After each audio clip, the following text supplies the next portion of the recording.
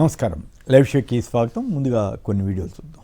తెలంగాణ ముఖ్యమంత్రి గౌరవ శ్రీ రేవంత్ రెడ్డి గారు విదేశీ టూర్ ను కూడా రాజకీయం చేస్తున్నారు. బీజేపీ నాయకులు లండన్ లో వెళ్లి విద్యా ప్రమాణాలు మెరుగుపరిచేటువంటి క్రమంలో అక్కడ పలు విద్యాలయాలను పలు యూనివర్సిటీలను సందర్శిస్తే భారతీయ జనతా పార్టీ నాయకులకు ఏ నొప్పి అని అడుగుతా ఉన్నారు. భారతదేశ ప్రధానిగా ఉన్నటువంటి నరేంద్ర మోడీ గారు 100కు పైగా విదేశీ టూర్లు చేసి 80 పైగా దేశాలు వారు పర్యటించారు. అంటే వారు కూడా పనిలేక పర్యటించినట్టుగా భావించాలా? నేను బీజేపీ నాయకులు సూటిగా ప్రశ్నిస్తున్నా. అరవింద్ నోటికొస్తే ఏదొస్తే అది మాట్లాడుతున్నాడు.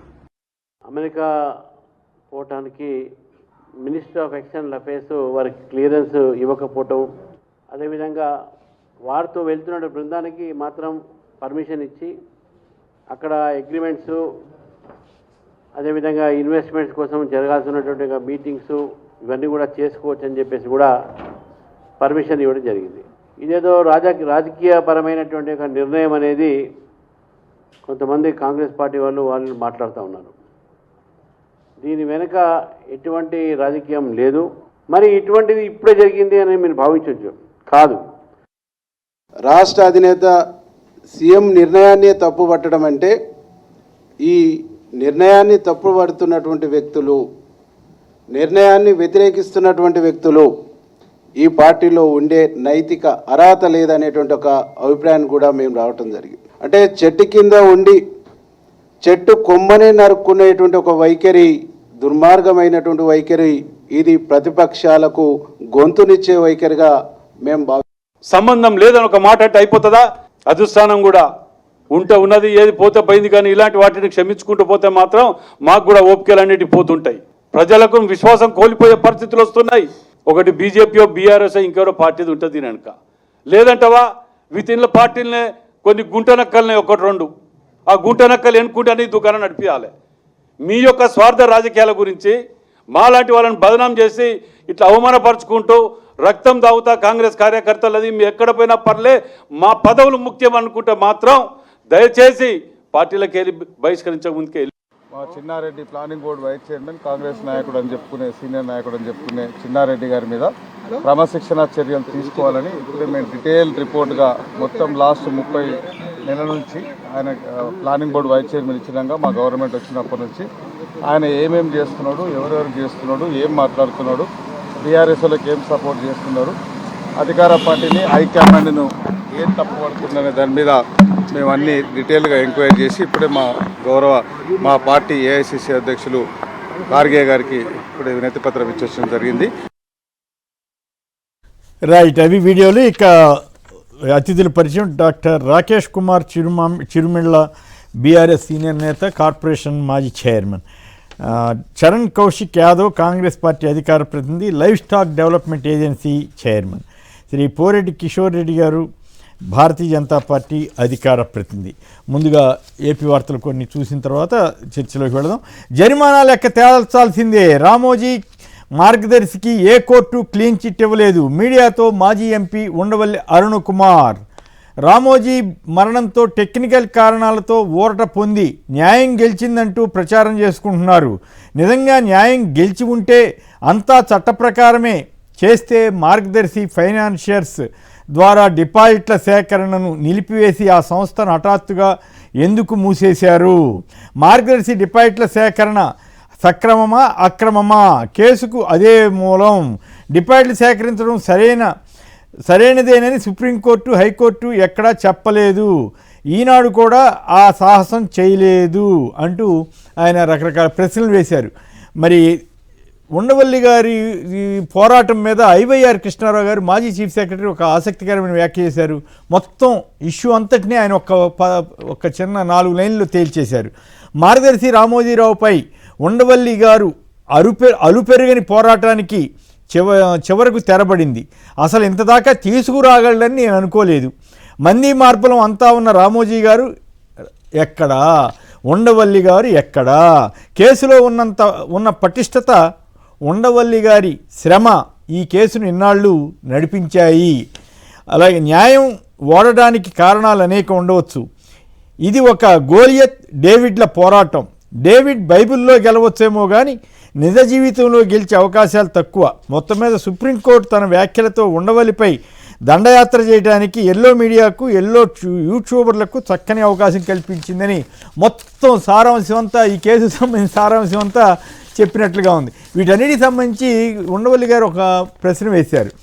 మరి మీరేం తప్పు చేయకపోతే మీ కంపెనీలో షేర్ అమ్మి ఎందుకు డిపాజిట్ చెల్లించాల్సి వచ్చింది? మరి డిపాజిట్ సేకరణ సక్రమే మేము కంటిన్యూ చేసి ఉండొచ్చు కదా అని వారు అడుగుతున్న ప్రశ్నలు.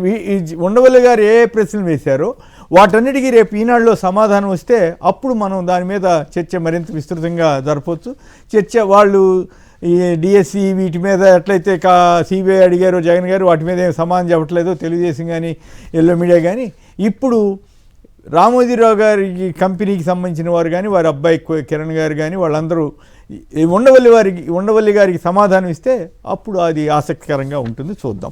మీకంటే వైఎస్ జగన్ పాలన 100 రెట్లు బాగుంది.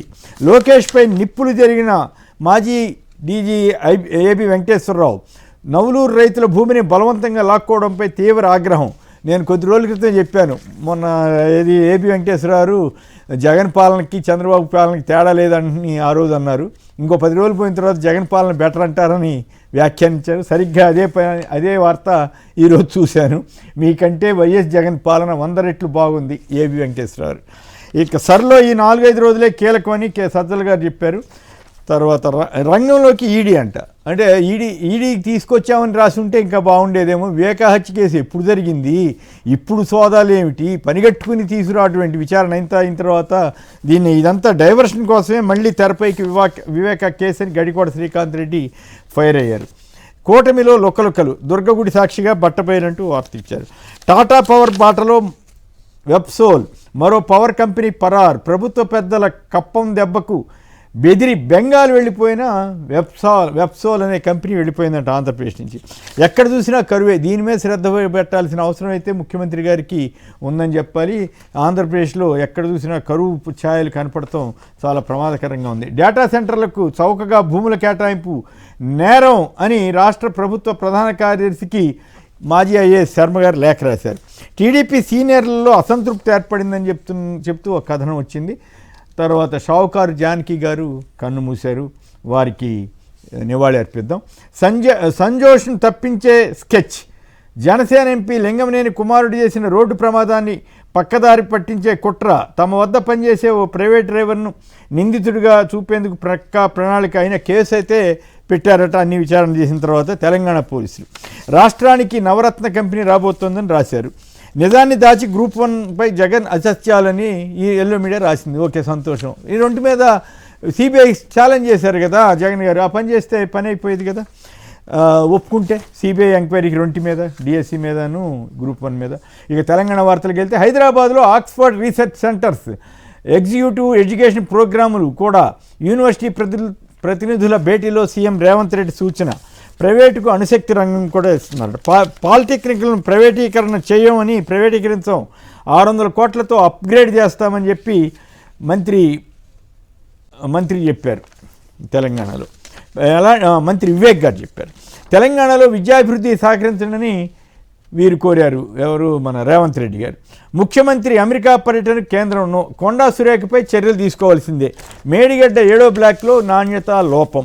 ఇక ఆసక్తికరంగా రాయదుర్గలో ఏకంగా 242 కోట్లకి ఒక ఎకరం 264 కోట్లకి ఎకరం అమ్ముడుపోయిన తీరు చాలా ఆసక్తికరంగా ఉంది. మరి దీంతో రియల్ ఎస్టేట్ హైదరాబాద్లో మళ్ళీ పుంజుకునే అవకాశం ఉందా? ముందుగా చరణ్ కౌశిక్ చెప్పండి సంక్షిప్తంగా. ఇటువంటి 2-3 మాట్లాడిన తర్వాత మిగతా కీలకమైన అంశాల్లోకి వెళదాం. చరణ్ కౌశిక్ గారు. రియల్ ఎస్టేట్ సంబంధించి కావచ్చు, తెలంగాణ రాష్ట్రంలో నిన్ననే రాయదుర్గంలో ఏదైతే టీజేఐసి ల్యాండ్ కావచ్చు, అదేవిధంగా 5.5 ఎకరాల ల్యాండ్ సంబంధించి అత్యధికంగా 264 కోట్ల రూపాయలు, అంతకుముందు కూడా 224 కోట్ల రూపాయలు పలికిన పరిస్థితి. అదే కాకుండా తెలంగాణ రాష్ట్రంలో ఒకనాడు ఇసుక అమ్మకాలు 600 కోట్ల రూపాయలు కేసీఆర్ గారి ప్రభుత్వం ఉంటే సంవత్సరానికి కాంగ్రెస్ ప్రభుత్వం వచ్చిన తర్వాత అది డబల్ అయిన పరిస్థితి కూడా మనం చూస్తా ఉన్నాం. తెలంగాణ రాష్ట్రంలో ఔటర్ రింగ్ రోడ్ పరిధిలో కావచ్చు, హెచ్ఎండిఏ పరిధిలో కావచ్చు, ప్రభుత్వ భూములు కావచ్చు, లేకపోతే రియల్ ఎస్టేట్ సంబంధించిన వెంచర్లు కావచ్చు. తెలంగాణ రాష్ట్రంలో రియల్ ఎస్టేట్ గ్రోత్ కొంత గతంలో పోల్చినప్పటికీ కొంత డౌన్ ఫాల్ ఉన్నప్పటికీ దేశవ్యాప్తంగా కావచ్చు ప్రపంచ వ్యాప్తంగా వచ్చిన మార్పుల ఆధారంగా రియల్ ఎస్టేట్ గ్రోత్ మాత్రం తగ్గిన మాట వాస్తవమే. కాకపోతే భారతదేశంలో పరిస్థితి కన్నా కూడా తెలంగాణ రాష్ట్రంలో అయితే ఇప్పటివరకైతే రియల్ ఎస్టేట్ సంబంధించినటువంటి అంశాల విషయంలో మాత్రం రోజు రోజుకి ప్లాట్ల ధరలు కావచ్చు, అదేవిధంగా రియల్ ఎస్టేట్ గ్రోత్ సంబంధించినటువంటి వ్యాపారం కావచ్చు పెరుగుతుందని చెప్పేసి విశ్లేషకులు కావచ్చు నిపుణులు చెప్తారు. దానికి నిదర్శనమే నిన్న రాయదుర్గంలో 264 కోట్ల రూపాయలకు పోవడం. అదే కాకుండా తెలంగాణ రాష్ట్రంలో కాంగ్రెస్ ప్రభుత్వం అధికారంలోకి వచ్చిన తర్వాత 4 సిటీ కావచ్చు, డ్రై పోర్ట్ కావచ్చు, ఎక్స్ప్రెస్ రైల్వేలు కావచ్చు, తర్వాత మూసి పునర్జీవించే కార్యక్రమం కావచ్చు, మెట్రో విస్తరించే కార్యక్రమం కావచ్చు, అదే కాకుండా తెలంగాణ రాష్ట్రంలో మౌలిక వసతులు పెంపొందించే ప్రయత్నం కూడా కాంగ్రెస్ ప్రభుత్వం చేస్తా ఉంది. అదే కాకుండా గ్లోబల్ సమ్మిట్ కూడా 2వ నిర్వహించే ప్రయత్నం కూడా కాంగ్రెస్ ప్రభుత్వం చేస్తా ఉంది. అదే కాకుండా హైదరాబాద్ లో ట్రాఫిక్ సమస్యలను కూడా అధిగమించే ప్రయత్నం కాంగ్రెస్ ప్రభుత్వం చేస్తా ఉంది. కాబట్టి రియల్ ఎస్టేట్ గ్రోత్ భారతదేశంలో మిగతా రాష్ట్రాల కన్నా కూడా హైదరాబాద్ లో రోజు రోజు గ్రోత్ పెరుగుతున్న మాట వాస్తవం. దానికి నిదర్శనమే నిన్న రాయదుర్గంలో అత్యధిక రేటుకు పలకడం అనేది చాలా స్పష్టంగా కనపడతాం. రైట్. రాయదుర్గం భూముల వేలం నిలుపుదలకు సుప్రీంకోర్టు నిరాకరణ. వెంటనే వేలం వేస్తే 224 కోట్లు రికార్డు స్థాయిలో పలికింది. దక్కించుకున్న హైదరాబాద్ ఎంఎస్ఎన్ రియాల్టీ. మీరేమంటారు కిషోర్ గారు? సంక్షిప్తంగా చెప్పండి, మీ కామెంట్ ఏమిటి?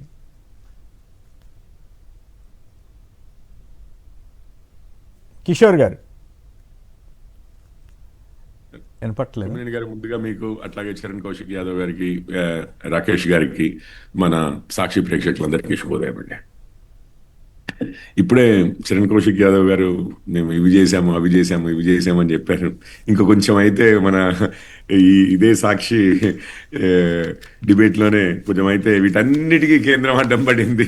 అందుకని మేము ఏం చేయలేకపోయాము. నేను చెప్పిన విషయాలన్నిట్లలో కూడా అన్ని మళ్ళీ 2 నిమిషాల వారే చెప్తారు.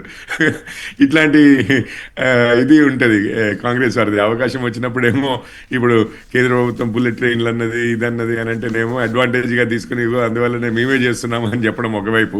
ఇంకొక 2 నిమిషాలు కాగానే తూచి అవన్నీ కాదు, వాటి ప్రోగ్రెస్ ఎట్లా ఉందయ్యా, మరి ఎక్కడి వరకు వచ్చారు మీరు, ఏంటి మెట్రో ఏమవుతుంది, ఇదేమవుతుంది, మూసి ప్రక్షాళన ఏమవుతుంది అనగానే ఇగో ఇక్కడ కేంద్రం అడ్డం వచ్చింది, అక్కడ కేంద్రం అడ్డం వచ్చింది, ఇది మాట్లాడడం పరిపాటండి. ఈరోజు అట్లీస్ట్ ఒప్పుకున్నారు.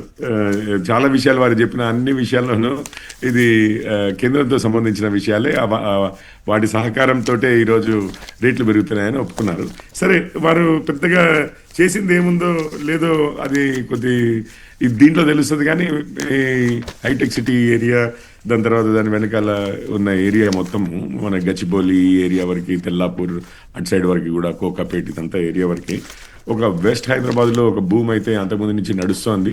ఈరోజు వీరు ఆక్షన్ చేస్తున్న కొన్ని భూములకి రేట్లు పెరుగుతున్నా కానీ రియల్ ఎస్టేట్ ఇండస్ట్రీ ఏరియా మొత్తంలో హెవీగా డిస్ట్రెస్లో ఉందనేది అయితే నేను ఉండేది ఇక్కడ. అంటే అదే దాని మీద సంక్షిప్తం చెప్పండి సార్. నాకు అర్థం కాని విషయం ఏంటంటే, ఇట్లా ఎకరాలకి కొన్ని సంస్థలు 100 కోట్లు పెట్టి ఎందుకు కొనుగోలు చేస్తున్నాయి, మరోవైపు రియల్ ఎస్టేట్ ఆశించిన రీతిలో ఎందుకు పుంజుకోలేకపోతుంది? కోర్స్ ప్రపంచవ్యాప్తంగా ఉన్నప్పటికి కూడా మరి ఇక్కడ హైదరాబాద్లో ఈ స్థాయిలో కొనటం కానీ ఆ వైరుధ్యం మీద మీ కామెంట్ ఏమిటి? సార్, మీరు ఒక్కసారి మనము ఒక కారు వేసుకుని ఇక్కడ ఈ ఏరియా మొత్తం తిరిగినట్లయితే మనకు క్లియర్గా అర్థమవుతుంది. 2 విషయాలు అర్థమవుతాయి. ఇప్పుడు ఈ ఫైనాన్షియల్ డిస్ట్రిక్ట్ కోకాపేట ఏరియాలోనే మీరు చూడండి, కట్టడాలు ఎన్ని స్టార్ట్ అయ్యాయి.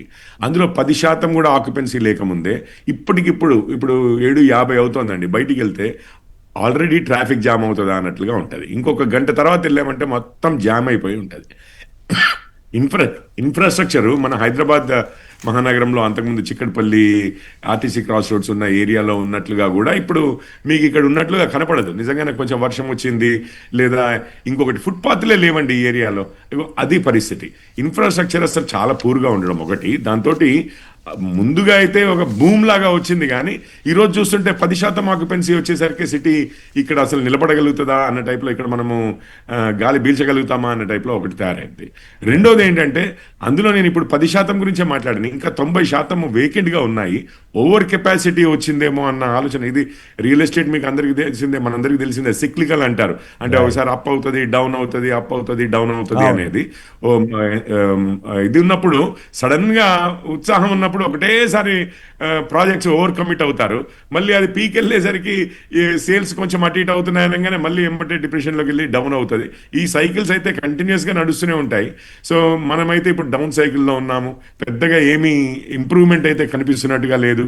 ముందుగా ఏమనుకున్నారంటే 23 ఎలక్షన్లు అనుకున్నారు. ఒక సంవత్సరం ముందు నుంచి పడిపోవడం చూసి ఎలక్షన్లు దగ్గరికి వస్తున్నాయి కాబట్టి పడిపోతుంది అనుకున్నారు. కానీ అది ఇప్పటివరకు కూడా ఎటువంటి రెస్పెక్ట్ ఉన్నట్టుగా కనపడట్లేదండి.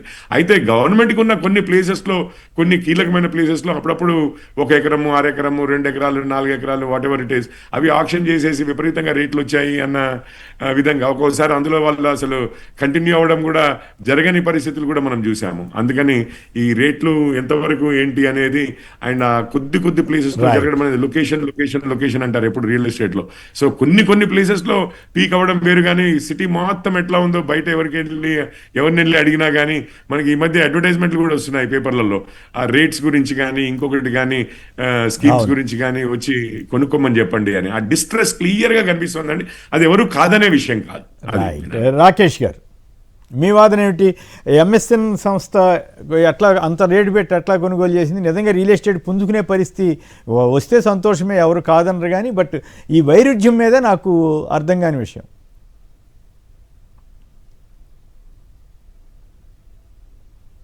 మ్యూట్లో ఉన్నట్టున్నారు మిత్రమా? రైట్, రాకేష్ గారు sir. Good morning sir. Good morning Kommineni Srinivas గారు మీకు, అదే విధంగా చరణ్ కౌశిక్ యాదవ్ గారికి, పోరెడ్డి కిషోర్ రెడ్డి గారికి, సాక్షి న్యూస్ ప్రేక్షకులకు. సార్, పేపర్ లో కనిపిస్తున్నటువంటి 264 కోట్లు, 300 కోట్లు ఎందుకో మరి గ్రౌండ్ లో కనిపించట్లేదు సార్. ఈ రోజు రియల్ ఎస్టేట్ మొత్తం రాష్ట్రం మొత్తంలో కుదేలైపోయింది. 22A ఏదైతే ఉన్నదో దాంతో మొత్తం ఈ రాష్ట్రంలో ఉన్నటువంటి దాదాపుగా 1 కోటి ఎకరాలు సార్, అసలు మొత్తం తెలంగాణ రాష్ట్రంలో ఉన్నటువంటి భూమి, మనకు అవైలబుల్ ఉన్న భూమే అంటే మొత్తం ఇండ్లు అన్ని కలిపితే 2,72,00,000 ఎకరాలు మనకు భూమి అవైలబుల్ ఉంది. దాంట్లోంచి 1 కోటి ఎకరాలు మొత్తం కూడా మనకు కంప్లీట్ గా ఇండ్లు. ఇప్పుడు ఈ ఇండ్లు, రోడ్లు, చెరువులు, కుంటలు అవన్నీ ఉన్నాయి. మిగతాయి మన సాగు యోగ్యమైనటువంటి భూమి 1,50,00,000 ఎకరాలు ఉంది.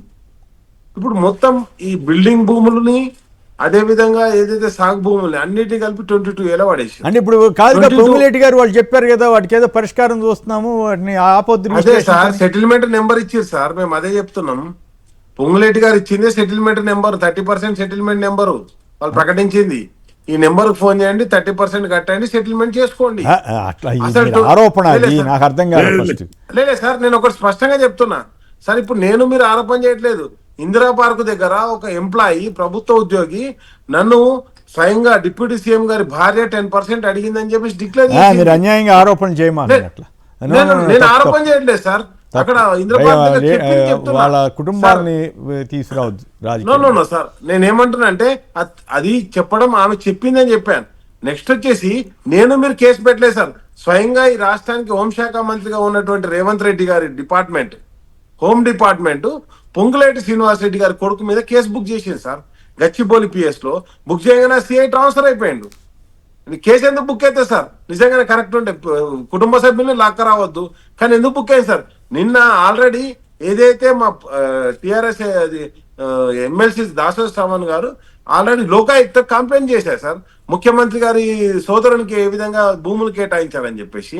ఇవన్నీ కూడా మేమేం దాచిపెట్టేది కాదు సార్, రోజు మీడియాలో వచ్చేదే చెప్తున్నా. నేను వ్యక్తిగత ఆరోపణలు ఎక్కడ చేయట్లేదు. నా పర్సనల్ ఆరోపణ కూడా కాదు. కాబట్టి నేనేమంటానే 22A అక్కడనో ఎక్కడో కాదు సార్. మొన్న మేము ఏదైతే ఈ షాదీ ముబారక్ కళ్యాణ లక్ష్మి చెక్కులు అంటే మొత్తం క్యాన్సిల్ చేస్తూ హైకోర్టు ఏదైతే స్టే ఇచ్చిందో వాటిని ఆపేస్తూ దానికి కలెక్టర్ రిప్రజెంట్ ఇవ్వడానికి పెద్దపల్లి కలెక్టరేట్కి పోయినాం సార్. పోయిన తర్వాత అక్కడ అందరు లైన్ ఉంటారు, ఆ రోజు ప్రజావాణి ఉండే.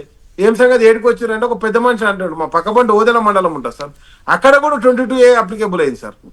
అంటే ఎక్కడికక్కడ రికార్డ్ మొన్న కోమటిరెడ్డి వెంకటరెడ్డి గారు కూడా యాదగిరి ఏరియా అంతా ఏదో 22A పెట్టారని ఏదో ఆరోపణ చేసినట్టున్నారు. కోమటిరెడ్డి కాదు సార్, స్వయంగా పొంగులేటి గారు చెప్పింది ఏంటంటే సీఎం రేవంత్ రెడ్డి గారే 22A ఉన్నారట. అది పేపర్ లో వచ్చింది. ఆయన ఇల్లు కూడా ఆ ప్రాంతం అంతా కూడా ఉందని చెప్పి. అదే సార్, అంటే 22A ఉందంటే ప్రభుత్వ భూమిలో ఇల్లు కట్టుకున్నట్టే కదా సార్ ఇప్పుడు. కాబట్టి నేనేమంటానంటే 22A తోటి ఆల్రెడీ రియల్ ఎస్టేట్ కుదేలైనటువంటి ఈ సమయంలో 22 అనే దాంతో మొత్తం కూడా డ్యామేజ్ జరిగిపోయింది. అండ్ నెక్స్ట్ వచ్చి ఈ సమయంలో ఆయన ఎంఎస్ఎన్ కంపెనీ ఎవరిది సార్? మొన్ననే యాదగిరిగుట్ట చైర్మన్ అయిన వాళ్ళది కంపెనీ సార్ అది. కాబట్టి నేనేమంటున్నా మరి దానికి ప్రైజ్ ఇచ్చిర్రు, దానికి కొనుక్కుంటున్నా అంటే నేను ఒకటే అంటున్నా, మరి రాష్ట్రం మొత్తం ఎందుకు జరుగుతలేదు? మరి టెండర్ అక్కడనే ఎందుకు అవుతుంది? మిగతా కాడ కూడా వీళ్ళు వేలం వేస్తారు కదా సార్, హెచ్ఎండిఏ వాళ్ళు వీళ్ళు వేలం వేస్తారు కదా. సరే ఇప్పుడు మీరు అన్నట్టు 260 కోట్లకే వచ్చింది అనుకుందాం. మరి రేవంత్ రెడ్డి తమ్మునికి అగ్వక్ సగ్వక్ ఎందుకు ఇచ్చారు సార్ భూమి? మరి ఆయనకు కూడా 200 కోట్లకి ఇవ్వాలి కదా, 260 కోట్లకు 250 కోట్లకు.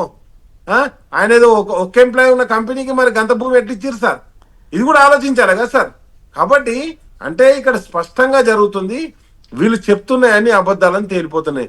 అంతేందుకు సార్, ఇప్పుడు ఎవరినైనా ఒక కాలర్ వస్తారు కదా మనకు, ఎక్కడైనా రియల్ ఎస్టేట్ మంచిగుందా అని అడుగురు. ఈరోజు పరిస్థితి ఏంటంటే ఊర్లలో కావచ్చు, లేకపోతే పట్టణంలో కావచ్చు, ఎక్కడైనా కావచ్చు. మిత్రుడు చరణ్ కౌశిక్ స్పష్టంగా తెలుసు, ఎందుకంటే ఆయన ఎల్బీ నగర్ ఏరియాలో ఆ ఏరియాలో ఉంటాడు కాబట్టి ఆ భువనగిరి ఆ ఏరియా మొత్తం కూడా రియల్ ఎస్టేట్ ఏ విధంగా నడుస్తుందో, ఎందుకంటే ఎక్కువ కమ్యూనికేషన్ ఉంటుంది. ఆయన అడిగినా చెప్తాడు సార్. రియల్ ఎస్టేట్ ఒకటి. రెండు, నేనేమంటానంటే ఇప్పుడు మీకు రిజిస్ట్రేషన్ మొత్తం తీసుకోండి సార్. ఆదాయం వచ్చేదే రాష్ట్రానికి registration, stamps and registration. Stamps and registration నుంచి ఈరోజు ఆదాయం తగ్గింది.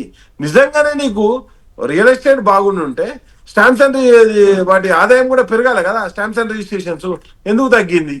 అండ్ నెక్స్ట్ వచ్చేసి ఇంకోటి ఏంది, ఇదే క్రమంలో వాళ్ళు ఏం చేశారు, హైదరాబాద్ లో ఉన్నటువంటి ఇండస్ట్రియల్ ఏరియాస్ అన్ని కూడా వాళ్ళు హిల్ట్ పాలసీలో మొత్తం కూడా ప్రైవేట్ కంపెనీలకు దారాదత్తం చేసేటువంటి కార్యక్రమం చేపట్టుకున్నారు.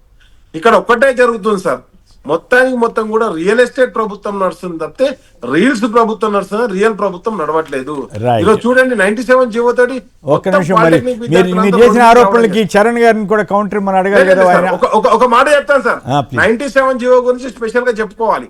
97 జీవో గురించి ఈ రోజు విద్యార్థులందరూ కూడా ఏదైతే మమ్మల్ని అందరిని ఇంజనీర్లను క్రిమినల్ వేస్ట్, ఎందుకంటే పోరాటం కూడా ఇంజనీరే, నేను ఇంజనీరే, ఆయన ప్రభుత్వ ఉద్యోగం చేసి నేను ప్రభుత్వ ఉద్యోగం చేసిన, అందరిని తిట్టి ఈ రోజు 97 జీవోలో సార్ దరిద్రం ఏంటంటే ఐఏఎస్ ఆఫీసర్లు పొలిటీషియన్స్ ఇద్దరు కలిసి రాష్ట్రాన్ని సత్యనాశనం చేస్తారు సార్.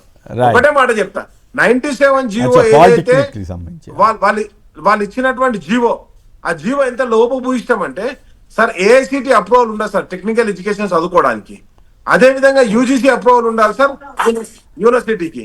కానీ ఈ రెండు అప్రూవల్ లేనటువంటి ఏదైతే స్కిల్డ్ యూనివర్సిటీ ఏదైతే ఉన్నదో ఆ యూనివర్సిటీకి ఇప్పుడు పాలిటెక్నిక్ కాలేజీలు అప్పచెప్పారు సార్. ఎందుకు అప్పచెప్పారంటే విలువైన భూములు, మాసప్ ట్యాంక్ లో ఉన్న భూమి, రామంతపూర్ లో ఉన్న భూమి, వెస్ట్ మారేడుపల్లిలో ఉన్న భూమి, వరంగల్లో ఉన్న భూమి, కరీంనగర్ లో ఉన్న భూమి, ఈ పాలిటెక్నిక్ భూములన్నీ కూడా ప్రైవేట్ కంపెనీలకు అప్పచెప్పడానికి పీపీఏ మోడల్లో నడుస్తున్నటువంటి యూనివర్సిటీకి అప్పచెప్పారు. ఆ యూనివర్సిటీ వీసీకి కనీసం డాక్టరేట్ కూడా లేదు సార్. యూజీసీ అప్రూవల్ లేదు, ఏసీటీ అప్రూవల్ లేదు యూనివర్సిటీ. దానికి ఎస్బిటిలో ఉన్నటువంటి ఫండ్స్ అందరూ దాదాపుగా 1000 కోట్ల ఫండ్స్ అనేది తీసుకుపోయి ఆ యూనివర్సిటీ ఏది స్కిల్డ్ యూనివర్సిటీ డెవలప్మెంట్ పెడదామని చెప్పేసి దాని డబ్బులు లేవు. 3 సంవత్సరాల దాకా రాష్ట్రమే మెయింటైన్ చేస్తాను ఒప్పుకోవాలి, అట్టనే ఉన్నది. అది పీపీఏ మోడల్ అప్పచెప్తారు సార్. కాబట్టి ఇదంతా ఏ విధంగా నడుస్తుంది. అండ్ నెక్స్ట్ వచ్చేసి సార్ ఇంకొక రూల్ ఏంటంటే ఎనీ స్టేట్ యూనివర్సిటీకి ఛాన్సలర్ గా గవర్నర్ ఉంటారు. కానీ ఈ యూనివర్సిటీకి యూజీసీ అప్రూవల్ లేదు కాబట్టి దీనికి ముఖ్యమంత్రిని ఛాన్సలర్ గా పెట్టుకున్నారు. గతంలో కూడా కొన్ని గవర్నమెంట్లో ముఖ్యమంత్రులే ఛాన్సలర్ గా ఉన్నటువంటి సందర్భాలు ఉన్నాయి. కానీ అది పెద్ద సమస్య అని అంటాను లేదు. రైట్, చరణ్ గారు చెప్పండి, రియల్ ఎస్టేట్ సంబంధించి ఆ కంపెనీ ఎవరిది, అట్లాగే ఈ 22A గురించి కూడా మాట్లాడేశారు, అట్లాగే పాలిటిక్స్ మీద మీ సమాధానం ఏమిటి సార్? ఇప్పుడు కేసీఆర్ గారి ప్రభుత్వంలో 2021-22 స్టాంప్ డ్యూటీ ఆదాయం 12,300 కోట్ల రూపాయలు, వారు దిగిపోయే నాటికి 14,000 కోట్ల రూపాయలు ఉంది. ఇప్పుడు అది 18,000 కోట్ల రూపాయలు అయింది. పెరిగిందా తగ్గిందా వాళ్ళే ఆలోచించుకోవాలి. సెకండ్ సార్, ఆనాడు ఇసుక అమ్మకాలు కేసీఆర్ గారి ప్రభుత్వం 600 కోట్ల రూపాయలు, ఈ రోజు 1600 కోట్ల రూపాయలు పెరిగినాయి. ఎక్కడ కూడా 34 ఇసుక బజార్లు ఏర్పాటు చేసి ఎక్కడ కూడా ఇసుక బ్లాక్ మార్కెట్ లో అమ్మకుండా, అదేవిధంగా ఎవరైతే ఇండ్లు కట్టుకుంటా ఉన్నారో వాళ్ళకి తక్కువ ధరకే రాష్ట్ర ప్రభుత్వం ఇసుక అందిస్తా ఉంది. కాబట్టి ఈ రెండే నిదర్శనం. మీ ఆయనలో ఇసుక దోపిడీ అన్న జరగాల, లేకపోతే ఇసుకకు సంబంధించినటువంటి లేకపోతే రియల్ ఎస్టేట్ సంబంధించినటువంటి అమ్మకాలు తక్కువ ఉన్నట్టు చాలా స్పష్టంగా నిర్ధారణ అవుతుంది. కాబట్టి 18,000 కోట్ల రూపాయల ఆదాయం పెరిగింది. అదే కాకుండా రియల్ ఎస్టేట్ గ్రోత్ భారతదేశంలో కావచ్చు, ప్రపంచవ్యాప్తంగా ఉక్రెయిన్ రష్యా వారు కావచ్చు, ఇజ్రాయెల్ ఇరాన్ వారు కావచ్చు, ఇవన్నీ మూలంగా 7 to 7% గ్రోత్ తగ్గిందని చెప్పేసి ఎకనామిక్ సర్వే చెప్పింది భారతదేశంలో తెలంగాణ అంతర్భాగం. అదే కాకుండా కేసీఆర్ గారు ముఖ్యమంత్రి ఉన్నప్పుడు ఏం సార్ అంటే అమరావతి ఆనాడు స్టేబుల్ గా లేదు, తర్వాత మద్రాసులో వరదలు వచ్చిన పరిస్థితి, బెంగళూరులో ట్రాఫిక్ జామ్స్, తర్వాత ఢిల్లీలో అదేవిధంగా కాలుష్యంతో ఇబ్బంది పడే పరిస్థితి, బాంబే కూడా వరదలు వచ్చిన పరిస్థితి. ఇప్పుడు అన్ని పరిస్థితులను కూడా కొంత సర్దుమని అన్నమాట వాస్తవం. కాబట్టి దానిలో భాగంగా రియల్ ఎస్టేట్ గ్రోత్ అన్ని రాష్ట్రాల భిన్నం కూడా అదే బాంబే తర్వాత సెకండ్ ప్లేస్ హైదరాబాద్ ఉన్నది. కాబట్టి హైదరాబాద్ లో కేసీఆర్ ముఖ్యమంత్రి ఉన్నప్పుడే 2-3 సంవత్సరాల ముందు నుంచే 2021 ప్రాంతం నుంచే రియల్ ఎస్టేట్ గ్రోత్ తగ్గుతూ అది ఇప్పుడు అదే విధంగా కంటిన్యూగా వారికన్నా ఆదాయం 4,000 కోట్ల రూపాయలు. రైట్ రైట్ 22A గురించి కూడా మాట్లాడండి. 22A పరిష్కారం అయినా అవ్వలేదని అంటున్నారు ఆయన, ఆ తర్వాత అవినీతి జరుగుతోంది అంటున్నారు. సార్ ధరణి ప్లేస్ లో భూభారత్ తీసుకొచ్చింది జరిగింది. ఈ టెక్నాలజీ మార్చే క్రమంలో కేసీఆర్ ప్రభుత్వంలో సార్ హైదరాబాద్ లో ప్రధానంగా 4 జిల్లాలు హైదరాబాద్, రంగారెడ్డి, మేడ్చల్, మల్కాయి జిల్లా, సంగారెడ్డిలో ప్రధానంగా 40 చెరువుల నుంచి 150 చెరువులు, కొన్ని చెరువులు పాక్షికంగా, కొన్ని చెరువులు పూర్తిగా మాయమైన పరిస్థితి. ఆ రికార్డులన్నీ కూడా దొరకకపోవడంతో టెక్నికల్ సమస్యలు వచ్చేసి అవన్నీ కూడా 22A లేకపోతా ఉన్నాయి. ఎందుకంటే FTL భూములు కావచ్చు, బఫర్ జోన్ల భూములు కావచ్చు, అంటే సీఎం గారి ఇల్లు కూడా ఎట్లా పెట్టేశారబ్బా సార్ ఇప్పుడు గతంలో 50-60 సంవత్సరాల కింద సపోజ్ అది ఉన్నా లేదా తెలియదు, 50-60 సంవత్సరాల కింద అది ప్రభుత్వ భూమో, లేకపోతే ఒక బోర్డు భూమో, దేవాదాయ భూమో, లేకపోతే ఇనా భూమి ఉందనుకోండి, ఆటోమేటిక్ గా 22Aకి వెళ్ళిపోతుంది. అదే కాదు, ఇప్పుడు Osman university sir, Osman university పరిధిలో ఉన్నటువంటి భూములను కూడా అది ఉస్మాన్ యూనివర్సిటీకి సంబంధించిన ల్యాండ్. కాబట్టి వీళ్ళు సబ్ డివిజన్ చేయలేదు కేసీఆర్ ప్రభుత్వంలో. సబ్ డివిజన్ చేయకపోవడం తోటి ప్రభుత్వ సర్వే నెంబర్ కనబడితే అందులో ప్రైవేట్ సర్వే నెంబర్ ఉన్నా కూడా దాన్ని 22Aకి వెళ్ళిపోయిన పరిస్థితి మనం చూస్తాం. అందుకే 2 రోజుల నుంచి 15 రోజుల్లో సమస్య పరిష్కరిస్తాం. రాష్ట్ర ప్రభుత్వం క్షమాపణ చెప్పే పరిస్థితి. న్యాయంలో 28 లక్షల ఎకరాలు సార్ ధరణిలో, మరి 22Aలో పెట్టి మరి అప్పుడు క్షమాపణ చెప్పినా, కనీసం ప్రజలకు వివరణ ఇచ్చిరా? మీరు పడుచుకున్న పాపాన పోలేదు. కాంగ్రెస్ ప్రభుత్వం వచ్చిన తర్వాత ఈ త్వరితగతిన పరిష్కరించే ప్రయత్నంలో భాగంగా గ్రీవెన్స్ సెల్ ఏర్పాటు చేసి 2 రోజుల నుంచి 15 రోజుల్లో సమస్యలు పరిష్కరిస్తాం. ఆల్రెడీ ఫిర్యాదు కూడా సమస్య పరిష్కారం అయింది. ప్రధానంగా ఎక్కడ సమస్య వచ్చింది సార్ అంటే చెరువులున్న ప్రాంతంలో, అడవి భూములు ఉన్న ప్రాంతంలో, వక్బోర్డు ఉన్న ప్రాంతంలో, దేవాదాయ భూముల ప్రాంతంలో, ఇనాం ల్యాండ్ ఉన్న ప్రాంతంలో మాత్రమే సమస్య వచ్చింది. దీన్ని పెద్దగా చూపించే ప్రయత్నాలు బీఆర్ఎస్ పార్టీ ముందుకు పోతా ఉంది. ఖచ్చితంగా 15 రోజులలో మొత్తం సమస్యకు పరిష్కారం లభించబోతా ఉంది. పకడ్బందీ వ్యవస్థను తీసుకొచ్చే ప్రయత్నంలో ప్రభుత్వం ముందుకు పోతా ఉంది. మీరు ధరణిని తీసుకొచ్చి ప్రభుత్వం సార్ ఇంకోటి చెప్తాను, వాళ్ళు మయం రామేశ్వరరావుకి ఎన్ని భూములు ఇచ్చారో అందరికి తెలుసు. ఎన్ని భూములు వారు అనులకి ఇచ్చారో తెలంగాణ సమాజం చూసారు. ఇక్కడ ఆక్షన్ లో మాత్రమే MSN కావచ్చు మిగతా సంస్థలు కొనుగోలు చేస్తా ఉన్నాయి. కాబట్టి కాంగ్రెస్ ప్రభుత్వం పోటీ పడే పరిస్థితిలో బీఆర్ఎస్ పార్టీ లేకుండా వాళ్ళు ఒట్టినే కాంగ్రెస్ ప్రభుత్వం బట్టగాజు మీద ఇస్తే ఎట్లా 30% కమిషన్ అంట. ఎవరు 30% కమిషన్? ఆధారం ఒక్కడన్నా బయట పెట్టినప్పటి వరకు మాట్లాడు. కేటీఆర్ విదేశాల బోర్డు, హరీష్ రావు గారు మాట్లాడు విదేశాల బోర్డు. మీ పిల్లలు మాత్రం విదేశాలు చదవాలా, తెలంగాణ రాష్ట్ర విద్యా వ్యవస్థ మాత్రం నాశనం కావాలని మీరు కోరుకుంటే ఎట్లా సార్? పాత కళాశాలలు కూడా సార్ ఇక్కడ స్కిల్ యూనివర్సిటీ ఎందుకు చేర్చానంటే, స్కిల్ యూనివర్సిటీకి సంబంధించి అదేవిధంగా అదే ఏ సీట్ కూడా అనుమతి వస్తుంది. ఎందుకు రాదు? ఇప్పుడు ఈ సంవత్సరం ప్రారంభించింది కాబట్టి నెక్స్ట్ ఇయర్ అనుమతి వస్తుంది. ఈ సంవత్సరం అడ్మిషన్లకు సంబంధించి కూడా ఏది గతంలో ఉన్న విధానం పాలైతే వచ్చే సంవత్సరం నుంచి ఆ యూనివర్సిటీ పరిధిలోకి వస్తుంది. రైట్ ఓకే, అందుకని ఇంపార్టెంట్, అది కూడా ఇంపార్టెంటే. కానీ ఇంకా ఇంపార్టెంట్, సీఎం గారికి కేంద్రం పర్మిషన్ ఇవ్వకపోవడం మీద మనం చర్చలోకి వెళ్ళాలి, లేకపోతే టైం సరిపోదు. సో మీ ఇద్దరు దాని మీద వాదన చేశారు కాబట్టి సరిపోతుంది. పోరెడ్డి గారు చెప్పండి, ఏమిటి సీఎం టూర్కి కేంద్రం నో అటువంటి రాజకీయ కారణాలతో అనుమతి నిరాకరిస్తున్నట్లు వెల్లడి. ఆయన అమెరికా పర్యటన షెడ్యూల్ నిబంధనలకు అనుగుణంగా లేదన్న విదేశాంగ శాఖ. ఇండియన్ ఓవర్సీస్ కాంగ్రెస్తో సీఎం ముఖాముఖి ఉన్నందునే యుఎస్ టూర్కు నిరాకరణ అంటూ ఒక పత్రిక రాసింది. సీఎం పదవి తగ్గినట్లుగా టూర్ షెడ్యూల్ లేదని చెప్పి మరొక విదేశాంగ శాఖ అన్నట్టుగా ఇంకో పత్రిక రాసింది. కాంగ్రెసే అనవసర రాజకీయం చేస్తోందని రామచంద్రరావు గారు అన్నారు. అట్లాగే అమెరికాకు నో, రేవంత్ పర్యటనకు పొలిటికల్ క్లియరెన్స్ ఇవ్వని కేంద్రం. దీనికి కారణం ఏంటంటే కనీసం అమెరికా ట్రంప్తో భేటీ కోసం ప్రయత్నం చేయడం, అమెరికా అధ్యక్షుడు JD వాన్స్ను కలుసుకోవాలని ప్రయత్నం చేయటం, వీటి కారణాలతోటి ఒక చీఫ్ మినిస్టర్ని ఈ రకంగా అనుమతి నిరాకరించడం, మరి అది అవమానం కింద చూడాలా, లేదు కేంద్రం సరైన నిర్ణయం తీసుకున్నట్లా, లేదు రేవంత్ రెడ్డి గారి వైపు ఆ గవర్నమెంట్ వైపు లోపాలు ఉన్నాయనుకోవాలా? కిషోర్ గారు సార్, ముందుగా ఇప్పుడు రేవంత్ రెడ్డి గారు మన రాష్ట్ర ముఖ్యమంత్రి.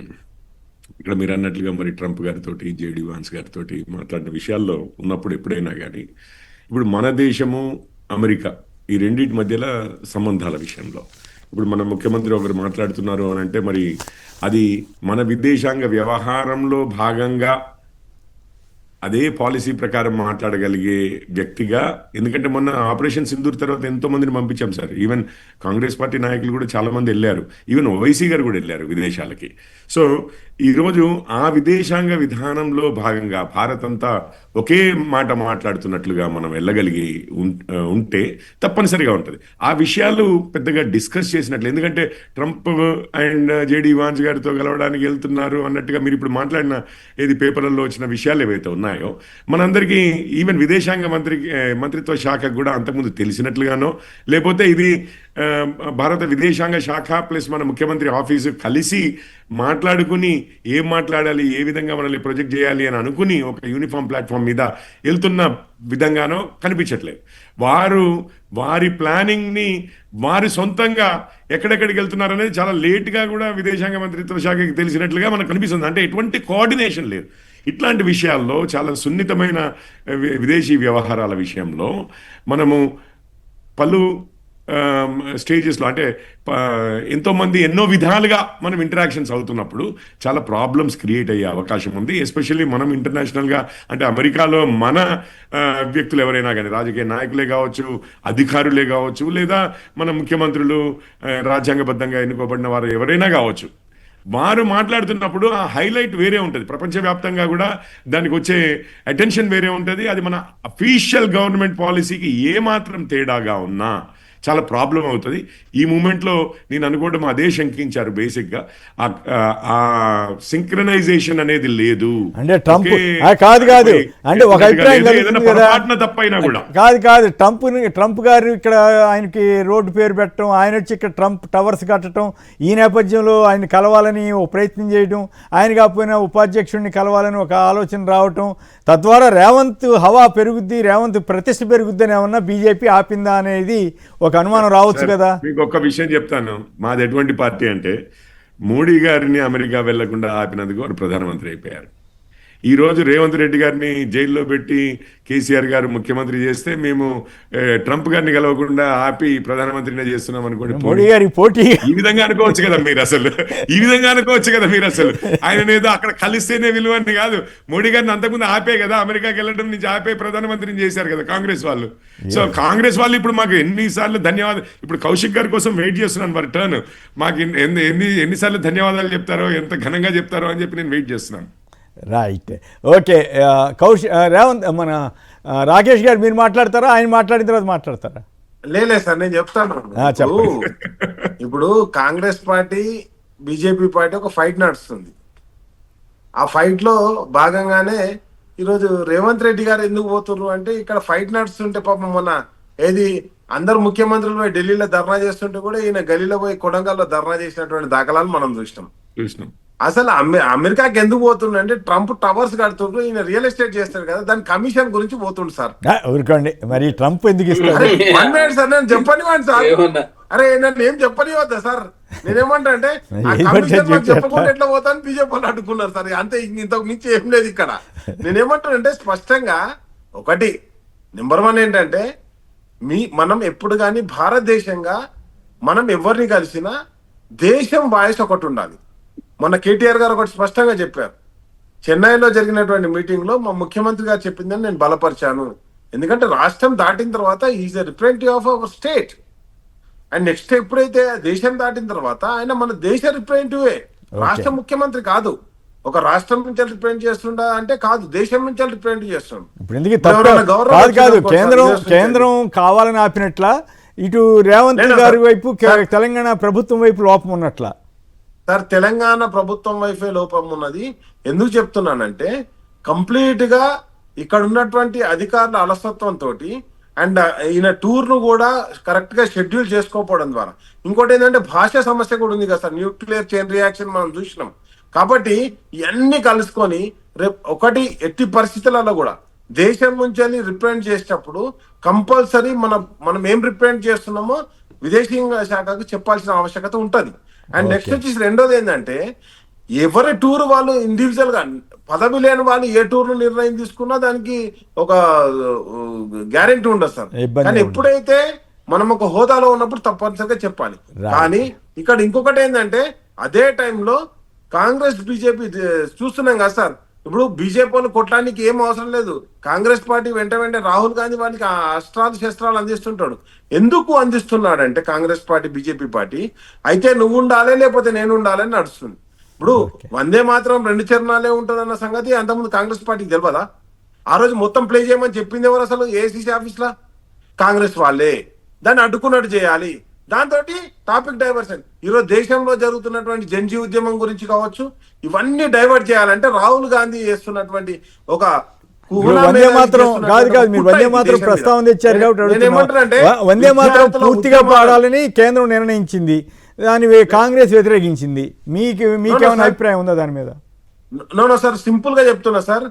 ఇక్కడ రాహుల్ గాంధీ బీజేపీ పార్టీకి కావాల్సినటువంటి అస్త్రశస్త్రాలు నిరంతరం అందిస్తూ ఉంటాడు. దేశం మొత్తం జన్జీ ఉద్యమం గురించి, నీటి లీకేజ్ గురించి మాట్లాడుతుంటే ఈయన ఏం చేసిండు? దాన్ని వందే మాత్రానికి అంటగట్టేసిండు. వెంటనే వందే మాత్రం అందుకున్నారు వాళ్ళు. ఇప్పుడైతే దాన్ని ఏం చేయాలి, బీజేపీకి ఏమేం కావాలో అవన్నీ అందించడానికి కాంగ్రెస్ పార్టీ సిద్ధంగా ఉన్నది. రాహుల్ గాంధీ పాయింట్ చెప్పడం మర్చిపోయాను. చెప్పండి జస్ట్ 15 సెకండ్స్ తీసుకుంటాను. చెప్పండి సార్, ముందుగా మీకు నేను అమెరికాలో ఉండొచ్చాను 12 సంవత్సరాలు, అక్కడే ఉన్నాను, చాలాసార్లు వెళ్తూ ఉంటాను. ఇక్కడ యాంటీ సెమిటిజం అంటుంటారు. అంటే ఈ యూదులకు ఎగెయిన్స్ట్ గా మాట్లాడి, అంటే వాళ్ళని ఒక రేస్ గా ఇచ్చేసి మతంగా క్రిటిసైజ్ చేసే వాళ్ళని అక్కడ కొంచెం చాలా స్ట్రిక్ట్గా చూస్తారు. యూరోప్లో అయితే జర్మనీ లాంటి వాటిలలో జైల్లో పడేస్తారు. సో నేను అనుకోవడము, మరి హిట్లర్ ద్వారా ఇన్స్పైర్ అయ్యాను అని చెప్పి అంత కోట్ల వీరిని కాదు ఒకవేళ జేడీ వ్యాన్స్ గారు, ట్రంప్ గారు ఒకవేళ కలవద్దని అనుకుంటే, కాకపోతే ఆ దేశ నాయకులు మేము ఈ ముఖ్యమంత్రిని రిజెక్ట్ చేశామని చెప్తే ఇరు దేశాల మధ్య సంబంధాల మీద ఇంపాక్ట్ అవుతుంది చేయబట్టి మేము నో చెప్పము, మీరే విత్డ్రా చేసుకోండి అని చెప్పి మన భారతదేశపు విదేశాంగ శాఖకి ఏమన్నా సంకేతాలు పంపించారు. అట్లాంటి నుండి ఈ పార్టీ మీరు చెప్పేసి ఉండేవాళ్ళు కదా. నిన్న మీ ఎంపీ గారు ఎవరు అంటున్నారు కదా, విదేశీ శక్తులు ఉన్నాయి అమెరికా టూర్ వెనకని. లేదు సార్, నేను ఎందుకు, నేను నిజంగానే సీరియస్గా చెప్తున్నాను. మీరు ఎవరైనా విదేశాల్లో ఒకసారి మనం వెళ్ళి తిరిగేసి వస్తే, ఎస్పెషల్లీ యూరోప్లో, ఎందుకంటే ఇప్పుడు అప్పుడు జరిగింది కూడా మీకు తెలిసిన విషయమే. ఇప్పుడు ఎవరో ఆఫ్రికన్స్, ఇది ఏషియన్స్, ఇండియన్స్ ఇట్లాంటి వాళ్ళు చంపలేదండి జూదులని, కొన్ని కోట్ల మందిని హిట్లర్ లాంటి వాడు తన రేసు తెలిసిన విషయమే. ఇది వెస్ట్ లో జరిగింది, అందుకని వాళ్ళు చాలా సెన్సిటివ్. ఈ ప్రపంచంలో అసలు ఈ రోజు నేను హిట్లర్ ద్వారా ఇన్స్పైర్ అవుతున్నాను అని చెప్పే అసలు మనిషే లేడు. అట్లాంటి పరిస్థితుల్లో రేవంత్ రెడ్డి గారు అట్లా మాట్లాడారు అని అంటే వాళ్ళు వీళ్ళతో కలిసి కనపడితేనే అసలు చాలా పెద్ద సంచలనం అవుతుంది. హిట్లర్ ట్రంప్ ఇద్దరు కలిసి నిలబడితేనే. ఇజ్రాయెల్ నుంచి పేరు పెట్టారు కారణం కాదంటారు, ఇది ఇచ్చారు అని అంటారు. చేశారు అనుకుంటున్నారు. చాలా సీరియస్ వ్యాఖ్య చేశారు కోరెడ్డి గారు, అట్లాగే మన రాకేష్ గారు. దానికి సమాధానం ఏంటి చరణ్ గారు? భారతీయ జనతా పార్టీలో ఏమో ట్రంప్ తీసుకొని గుజరాత్ లో ప్రచారం చేయొచ్చు, రెండోసారి అధ్యక్షులు చేయండి అమెరికా అని చెప్పేసి ప్రచారం చేయొచ్చు. అది భారతదేశ నిబంధనలకు వ్యతిరేకం కాదా?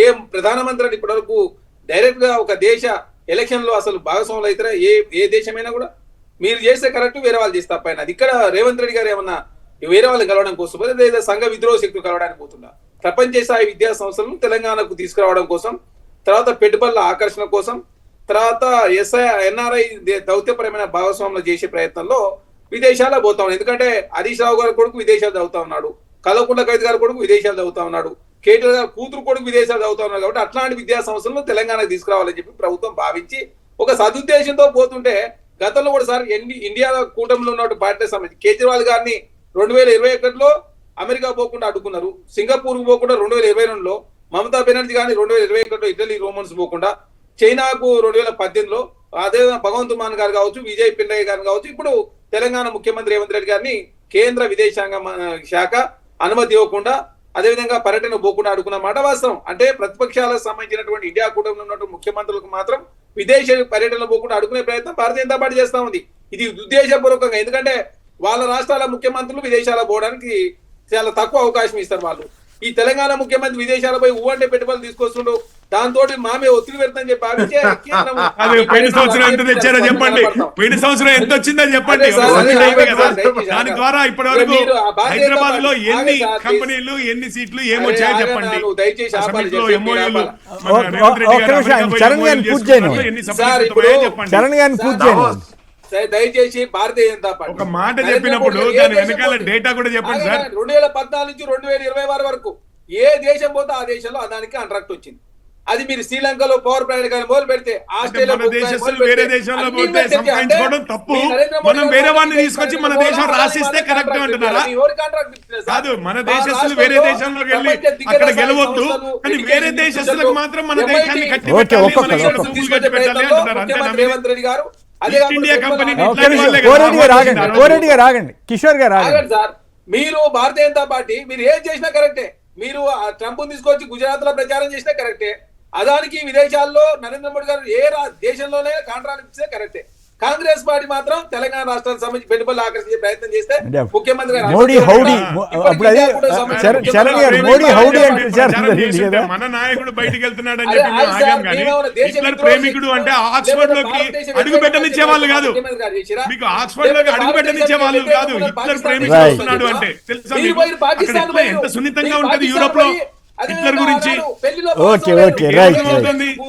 కొడుకు పెళ్లిలో మీరు అక్కడ నెతన్యాహు మీద అరెస్ట్ వారెంట్లు ఉన్నాయండి చాలా దేశాల్లో, అట్లాంటి ప్లేస్. కాబట్టి దయచేసి భారతీయ జనతా పార్టీ సార్ దేశానికి కేంద్రానికి కూడా పేరు వస్తుంది, రాష్ట్రానికి పేరు వస్తుంది, తెలంగాణ ముఖ్యమంత్రి గారికి మంచి పేరు వస్తుంది. కాబట్టి రాజకీయ దురుద్దేశంతో మాత్రమే ఈ పర్యటనకు అనుమతి తెలంగాణ రాష్ట్రంలో మంచి పేరు రాకుండా అడుగునే ప్రయత్నం భారతీయ జనతా పార్టీ చేస్తా ఉంది. రైట్. స్మార్ట్ దోపిడీకి స్కెచ్, ప్రీపెయిడ్ మీటర్లు బిగించేందుకు కాంగ్రెస్ సర్కార్ రంగం సిద్ధం అంటూ ఒక వార్త వచ్చింది నమస్తే తెలంగాణలో. ఆ నేతలను బర్తరఫ్ చేయండి, షోకాజ్ నోటీసులతో సరిపెట్టవద్దు, ముఖ్యమంత్రిపై అనుచిత వ్యాఖ్యలను సహించవన్న కాంగ్రెస్ ఎమ్మెల్యేలు. అలాగే త్వరలో అన్ని విషయాలు బయట పెడతా, నా టార్గెట్ అని సురేఖ్ గారు అంటే నా టార్గెట్ రేవంత్ అని ఆమె కుమార్తె సుస్మిత గారు అంటున్నారు.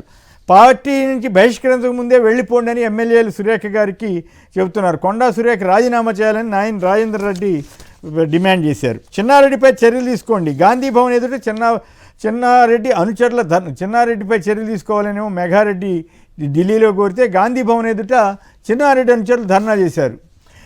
సీఎం బలహీన నిరూపణ అంటూ 40 మంది వస్తారంటే 17 మంది ఎమ్మెల్యేలు వచ్చారంటూ నమస్తే తెలంగాణ ఒక కథనం రాసింది.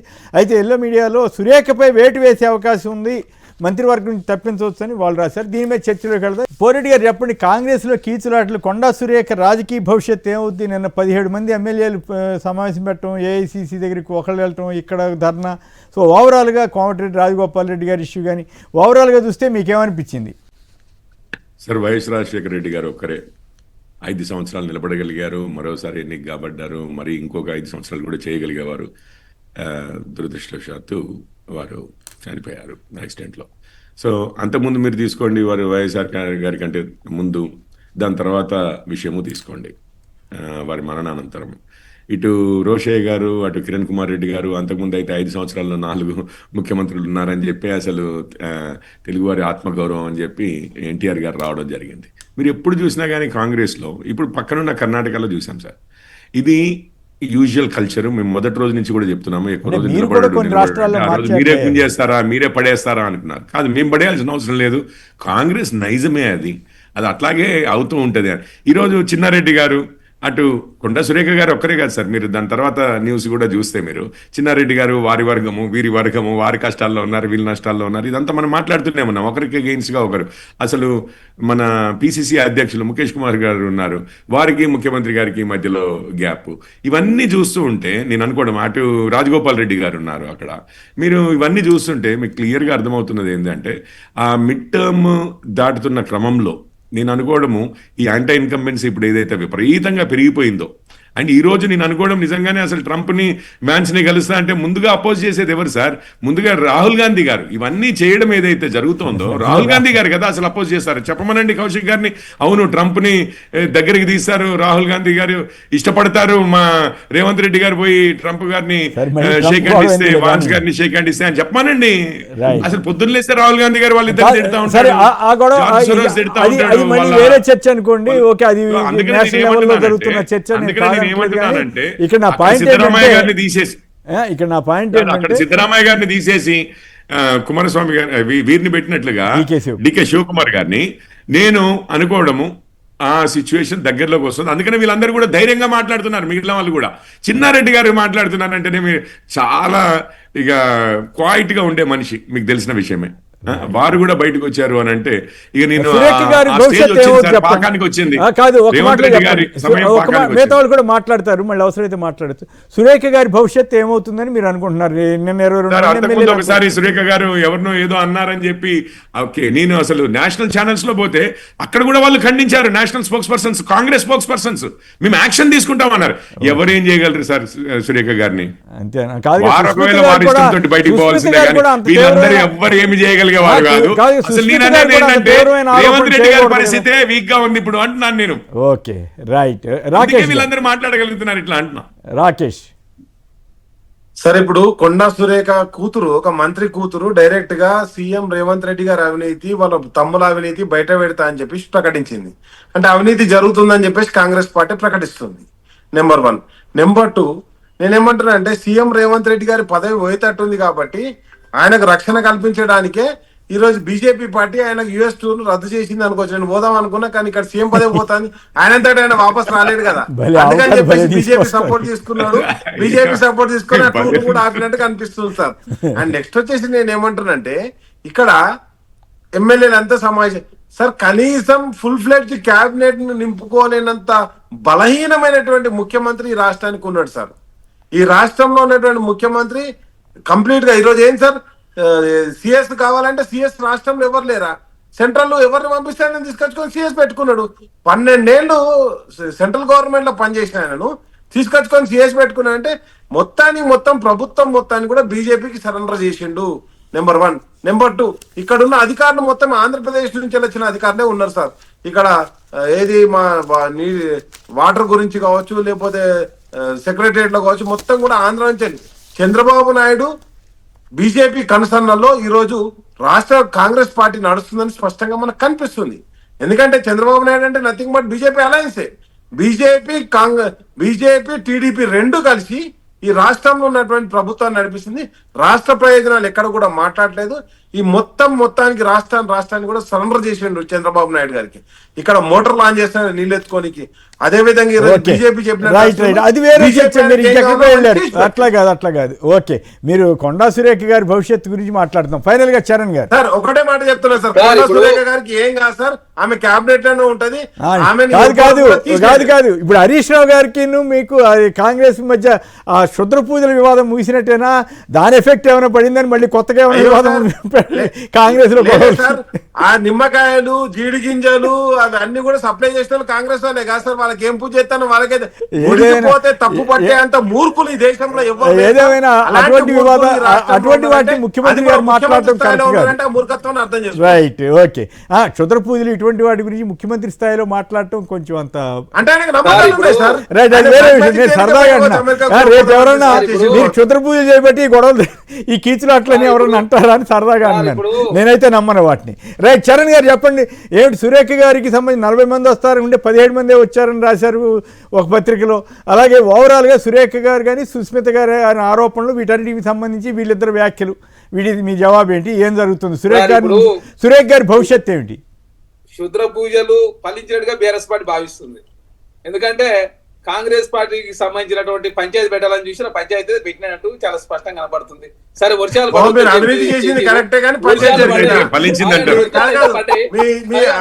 ముఖ్యమంత్రి గారు సీఎం గారు తమ్ముడికి జాగా ఇచ్చింది కరెక్టే.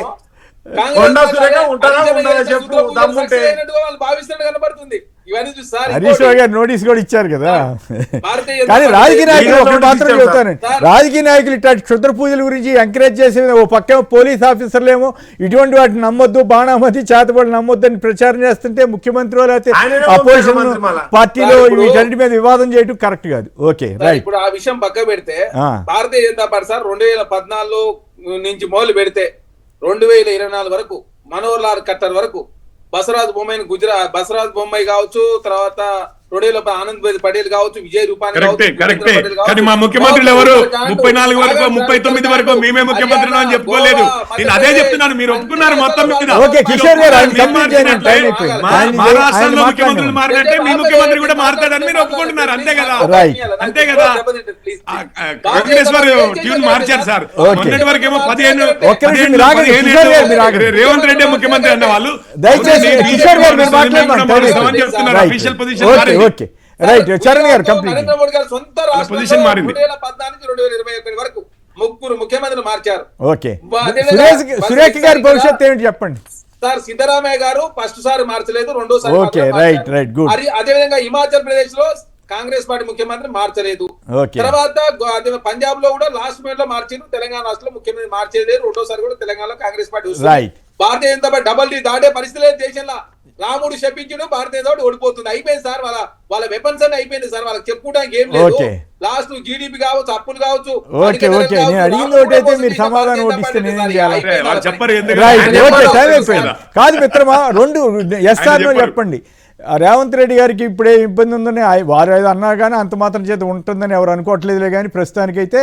అయితే ఇక్కడ సురేఖ గారి భవిష్యత్తు ఏమిటి సార్? ఇప్పుడు తెలంగాణ రాష్ట్రానికి సంబంధించి తెలంగాణ రాష్ట్రంలో ఉన్నటువంటి 65 మంది ఎమ్మెల్యేలు, 64 మంది ఎమ్మెల్యేలు, 65 మంది ఎమ్మెల్యేలలో 60 మంది ఎమ్మెల్యేలు కొండ సురేఖ గారి విషయంలో చాలా తీవ్రంగా స్పందిస్తా ఉన్నారు. అసలు ఆమె వల్లనే 17 మంది వచ్చారని రాశారు మరి వాళ్ళు. సార్ ఒక్కరు గెలిస్తే ఒక్కరి మంత్రి రోజులు తీసుకున్నారు. మేము క్యాష్ నాటం పెట్టుకొని మా ఇష్టం వచ్చినట్టు ఏది పడుతుంది మాట్లాడుతూ అంటే కాంగ్రెస్ పార్టీ చూస్తూ ఊకోదు. ఇక్కడ చిన్నారెడ్డి గారైనా ఇంకెవరైనా ఇప్పటి నుంచి ఎవరు మాట్లాడినా ఖచ్చితంగా చర్యలు తీసుకోవాలని భావించే నిన్న జక్కిడి ప్రభాకర్ రెడ్డి గారు మొన్న సస్పెండ్ చేశారు, చిన్నారెడ్డి గారు నోటీస్ ఇచ్చారు, కంది శ్రీనివాస్ రెడ్డి గారు నోటీస్ ఇచ్చారు, కొండ సురేఖ గారు ఇచ్చారు. కొండ సురేఖ గారు కూతురు మా కాంగ్రెస్ పార్టీలో కనీసం మెంబర్షిప్ లేదు. ఆమె ఎందుకు మాట్లాడుతూ అర్థం కాకనే కొండ సురేఖ గారికి తలకాయ పట్టుకునే పరిస్థితి వచ్చింది.